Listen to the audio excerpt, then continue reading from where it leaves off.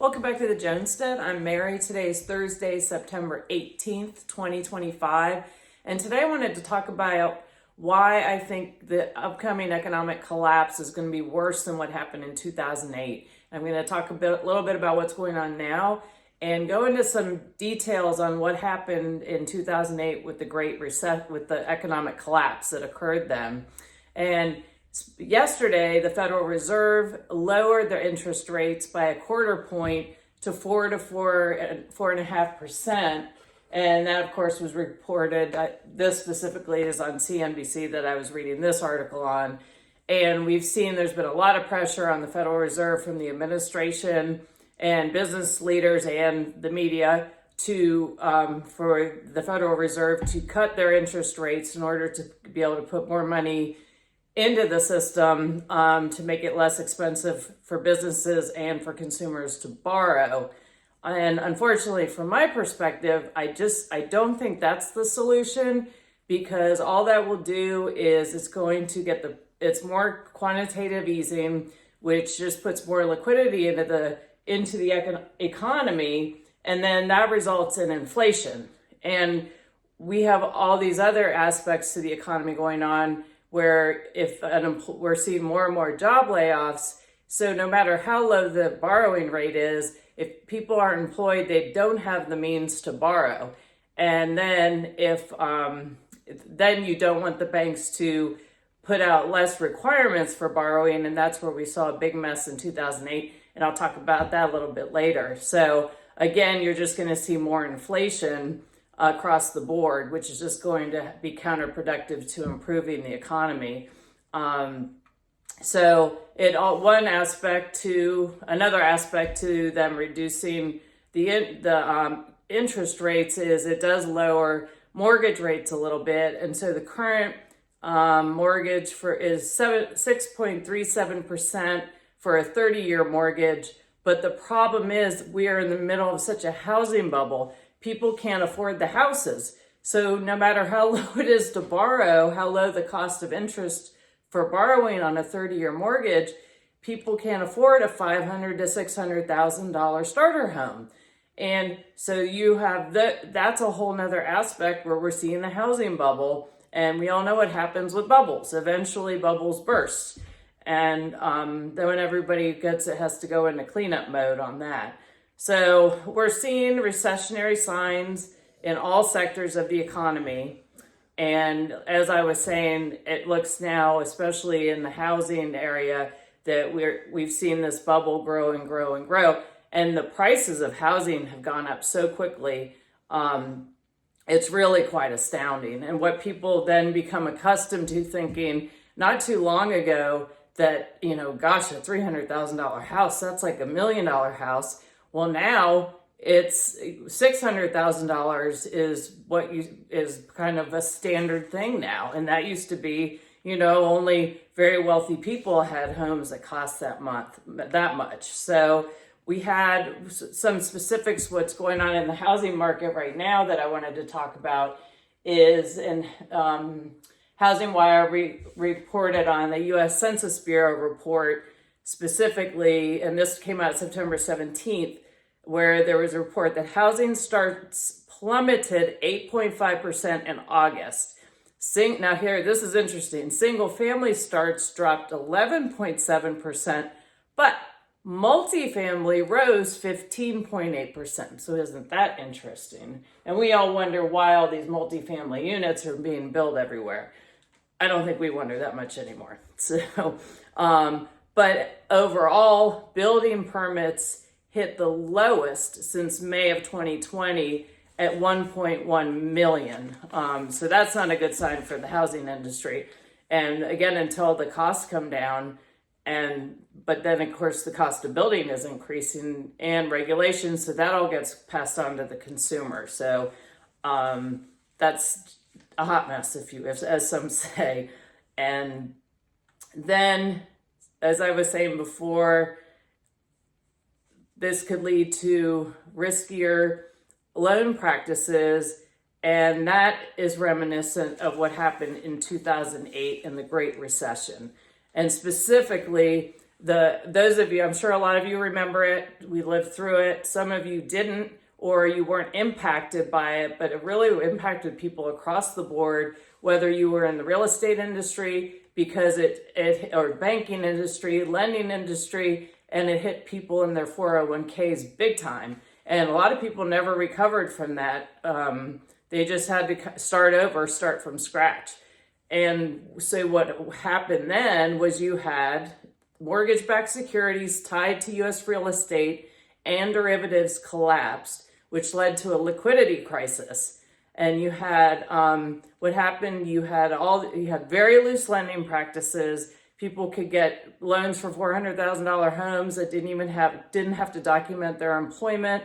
And you also had automobile lenders they had a lot of subprime lending, and ultimately that caught up to everybody. And then you had the banks had all these mortgage security swaps that they were swapping back and forth and buying, and what they didn't know were bundled in there were a lot of toxic assets, toxic mortgages that were failing. So these banks basically just bankrupt themselves. And so it was just this domino effect. If you all remember this, it really started about 2005, 2006, heating up into 2007. And you could start seeing the banks were starting to things were changing. They were starting to send out, they would cut people's credit limits for no reason whatsoever. In 2008, 2007, 2008, they would call loans on homes. And if people couldn't find other financing, they would foreclose on the house. And then you had people that were buying real estate with adjustable rate mortgages. And when the rates went up, they couldn't afford their mortgage, so then they lost their home then. But you had specifically the bankruptcy of Lehman Brothers, which at the time you thought that could have never have happened. So it could never happen. And then that led to stock market and bank runs. And that again translated, you had the 401ks, and then Freddie and Fannie, they were on the verge of collapse. And you had commercial, I'm sure you all noticed, wherever you all live, commercial projects literally would just come to a standstill. And then you had AIG insurance collapsing. And so it was really a really incredible situation. You had unemployment increasing, people were losing their homes, and they were just so far overextended, and the banks were collapsing because they had made all these loans to people that couldn't afford to pay them back. And so it was, again, a toxic mess. So enter the TARP program, which was specifically the Trouble Asset Relief Program. And my point is the reason I'm going into so much depth on this is because nothing was really ever fixed after this. And there was a lot of damage that occurred in the financial markets, with the consumer, with our economy in general, and nothing was really fixed. And so what we've done is we're just piling bad on top of bad, and we're just going to see a repeat. The economy operates in cycles anyway. So anyway, you had they had 5 bailout programs. The Capital Purchase Program, which that went to the banks. That went to the banks, and then you had credit and housing, and you had automotive industry. I feel like I'm skipped something. Did you America? Oh yeah, the AIG bailout. But here specifically, the Capital Purchase Program. This went to the banks: Bank of America, Merrill Lynch, Bank of New York, Citigroup, Goldman Sachs, J.P. Morgan, Morgan Stanley, State Street, Wells Fargo. They all got bailouts. And it says the initial payout was $700 billion. And it was to stabilize the economy, because I remember at the time they were saying, well, if we don't do anything, the economy is just going to collapse. Honestly, at the time, my attitude was, well, then it needs to, and we need to start from scratch. But that wasn't the winning solution. They didn't ask me. So anyway, and then the total cost to the taxpayers was $443.5 billion. And some articles I've read, they claim that when everything washed out, because the government had bought into positions and then they were making returns on their investments and basically bailing out these banks, buying the toxic assets to restabilize the banks. So they bought the garbage. And so they're saying that when it all washed out, it didn't cost the taxpayer anything. It cost the American people a lot. It cost them their faith in the system, their faith in the banking system, and then everyone says, and they lost jobs, and they lost their homes and their cars. A lot of them lost their families as a result of the stress. And then people say, well, that can't happen again because they have so many more regulations now than they did back then. Look, the problem isn't whether or not they had regulations. It's the fact that they knew better, and they continued to loan money to people they knew were not qualified to do it for that immediate sale. And so that in and of itself is a big problem. And so we had in 2008, and that went on really into 2011. But again, as I said, it never really stabilized. You saw some pockets of collapses in the housing markets were worse in some parts of the country than others. But then we just continue to go down this road of a consumerism economy, and just the spending, government spending. So in 2008, when you had that collapse, the national debt was $10 trillion.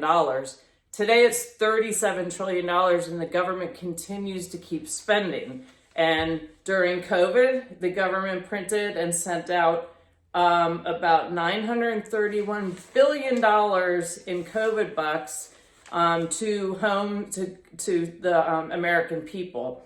And that was just free money. So that free money going into the system created ongoing inflation. And where we're seeing now, where people are struggling with inflation, the cost of everything is exponentially higher than it was in 2008. Housing costs are higher, automobile costs are higher, insurance rates are higher, food is higher. And other things that are troubling today that I don't think were as bad then were our country right now is so divided, more so than it's ever been, I think. And so we don't have that stability and that unity in our country right now, and of people really wanting to reach out and help each other. We have an increase in crime. We've had an increase in we've had open borders for people pouring in, and God knows how much government money has been handed out to them.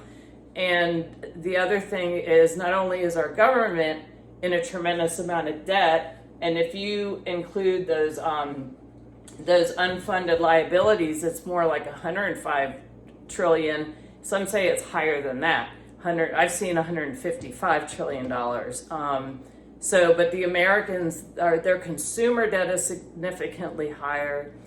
So they've leveraged themselves. They're in a much more precarious situation than they were back in 2007, 2008, plus with the student loans. So if we see, and we've seen some banking runs, and we've seen some banks go belly up in the last 5 years. And there's nothing to say that cannot happen again. And I've talked about that in some previous videos.